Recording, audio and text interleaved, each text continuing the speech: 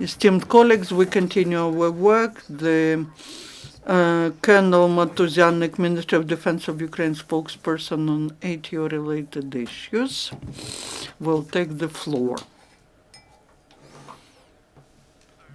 Greetings to everyone, esteemed colleagues. The information on the events from the ATO area.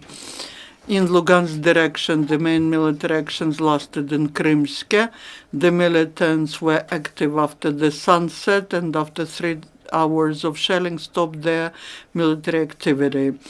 According to the general headquarters, the Russian occupational forces launched more than 70 mines at our positions.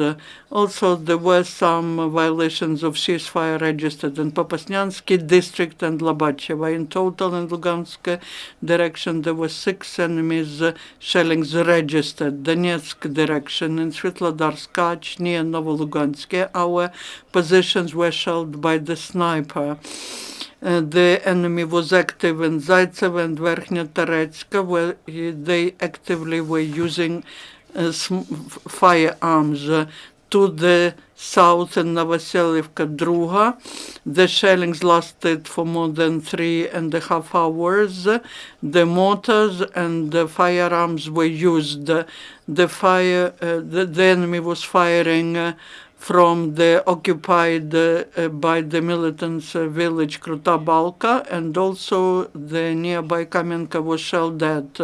In Avdiivka, the shellings at ATO forces lasted from 3 p.m. till midnight. During these 9 hours, the militants were massively shelling at Avdiivka industrial zone, and more than 10 times were shelling from tank.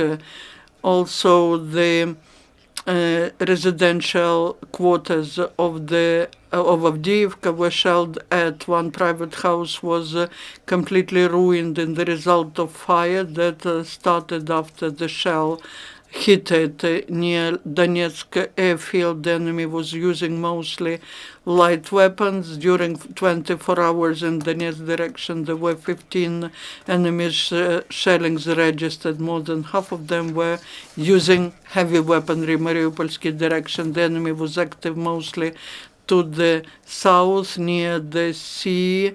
The epicenter of military actions are still our front lines in Vodyane and Shirokino, where the militants were shelling during all 24 hours. From time to time, they were using mortars and weapons on armored vehicles. In Mariinka, it was quiet yesterday.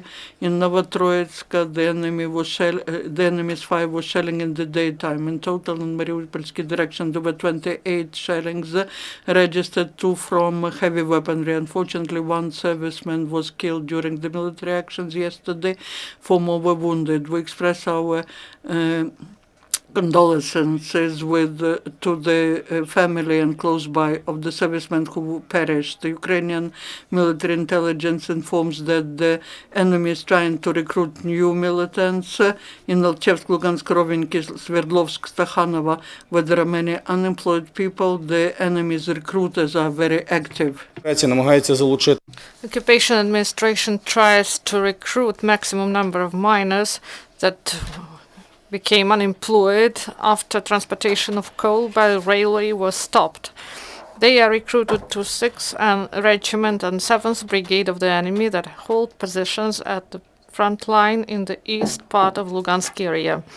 And one more resident of Luganshina made thoughtful step and participated in the program of SBU that is called They Wait For You Back Home. He joined the militants in 2014 and he served in Ghost Prizrak Battalion. He served a checkpoint and then he understood that he made a terrible mistake and he left the militants, and he called on all the militants to do the same in order not to be killed. That's former commander of Prizrak Mazgavy, who died in flames.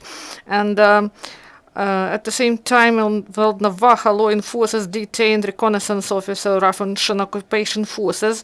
At the start of 2015, 20-year-old man, a resident of Konstantinovka, was trained, and then he joined a reconnaissance group of Vostok Battalion. He was serving a checkpoint near Mariupol, and then he observed the movement of military equipment of Ukrainian forces. In June 2015, the militant was wounded, and then he left to Russia, and after this he returned to Ukraine and was detained by Ukrainian law enforcers.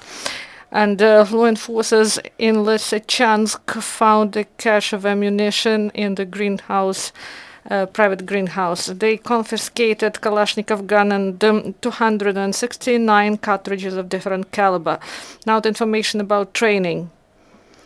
Commanders of paratroopers had some staff training, and in the course of training, each of the officers improving their skills of command, and then they also were trained in tactics of detachments, and they rehearsed the repel of air attack and assault. And also 23 trucks went through Novotroitsk checkpoint, bringing 450 tons of construction materials for the residents of occupied territories of Donetsk Oblast. This is humanitarian help provided by UNHCR. This is all. Do you have questions or comments? Please, the question. Tell us, please. First, Zabolutsky. I would like to ask, there was information about the disappearance of our reconnaissance group in Lugansk area. Do you have information? At this moment, we do not know anything, so we try to establish contact with them. Do you have questions? If there are no, thank you. Шановні колеги, наступна... Dear colleagues, our next event is at 1 p.m.